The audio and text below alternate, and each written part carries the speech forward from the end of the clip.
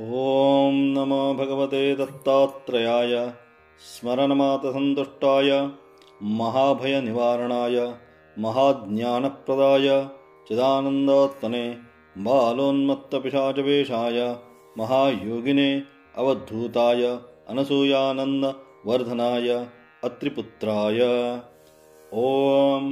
भवबन्धविमोचनाय आं असाध्यसाधनाय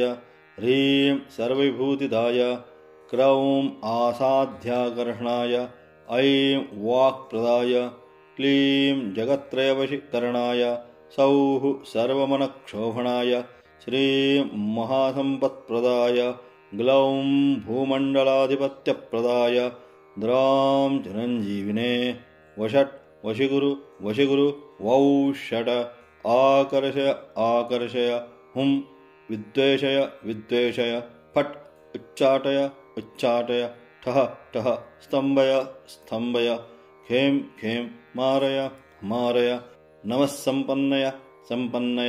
स्वाहा पोषय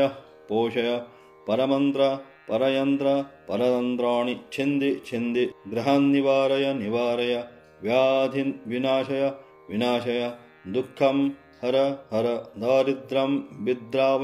विद्रावय देहं पोषय चित्तं तोषय